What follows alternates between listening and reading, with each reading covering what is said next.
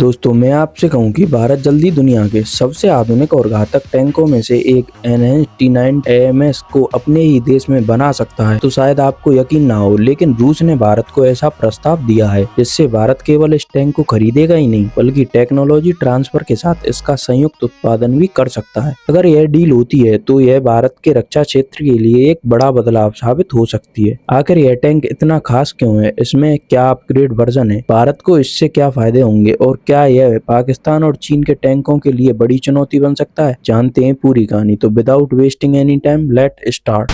Welcome to defence study. Bharat और रूस की T90 टैंक साझेदारी कोई नई नहीं है। साल 2001 में दोनों देशों के बीच एक समझौता हुआ था जिसके तहत भारत ने रूस से T90 टैंक खरीदने के साथ साथ लाइसेंस के तहत उनका निर्माण भी शुरू किया। शुरुआत में पूरे टैंक रूस से आते थे, लेकिन धीरे धीरे चेन्नई के अबड़ी स्थित हैवी व्हीकल्स फैक्ट्री में उनका निर्माण शुरू हो गया। आज भारत 1000 से ज्यादा T90 टैंकों का निर्माण कर चुका है। इसके बाद 2019 में भारत ने 464 T90 MS टैंकों का भी ऑर्डर दिया था। अब रूस ने भारत को इससे भी आगे बढ़कर NH T90 MS के संयुक्त उत्पादन का प्रस्ताव दिया है। अब सवाल आता है कि आखिर NH T90 MS है क्या। दरअसल यह T90 परिवार का सबसे आधुनिक एक्सपोर्ट वर्जन माना जाता है। इसमें पुराने T90S की तुलना में कई बड़े सुधार किए गए हैं। इस टैंक में लगभग 1130 हॉर्स पावर का शक्तिशाली इंजन दिया गया है, जिससे इसकी गति और प्रदर्शन दोनों बेहतर हो जाते हैं। इसके अलावा इसमें नया डिजाइन किया गया है। टरेट, आधुनिक कंपोजिट और रिएक्टिव आर्मर, अत्याधुनिक fire control system, advance thermal sites, digital battlefield management system और बेहतर सर्वाइवल क्षमता जैसी खूबियां शामिल हैं। बेहतर सर्वाइवल जैसी खूबियां शामिल हैं। इसका मतलब है कि यह टैंक दिन और रात दोनों समय लंबी दूरी तक दुश्मन को सटीक निशाना बनाने में सक्षम है। रूस का कहना है कि NH T90 AMS में कई ऐसी तकनीकों का इस्तेमाल किया गया है जो उसके सबसे आधुनिक T90M टैंक से ली गई हैं। T90M को रूस ने यूक्रेन युद्ध के अनुभवों के आधार पर और भी बेहतर बनाया है।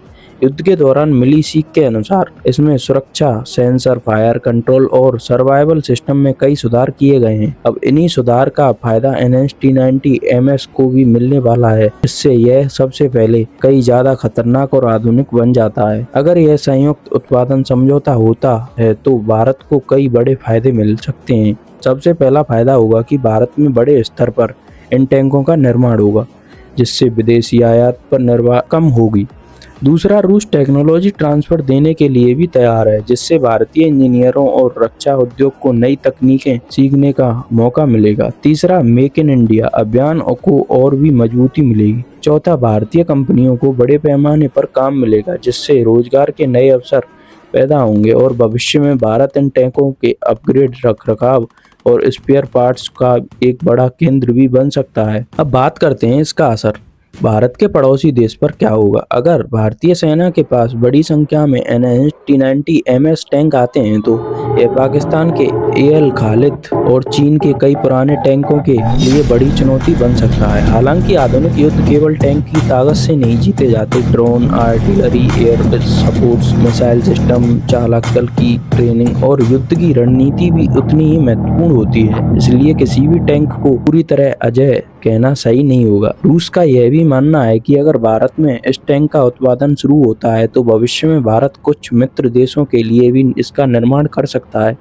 हालांकि यह पूरी तरह दोनों देशों के बीच होने वाले समझौते और भविष्य की नीतियों पर निर्भर करेगा। फिलहाल सबसे महत्वपूर्ण बात यह है कि रूस ने भारत को केवल टैंक बेचने की नहीं बल्कि उसे बनाने की भी पेशकश की है। तो दोस्तों, अगर यह डील सफल होती है तो भारत सिर्फ T90 MS का उपयोग करता नहीं रहेगा बल्कि उसका निर्माता भी बन सकता है।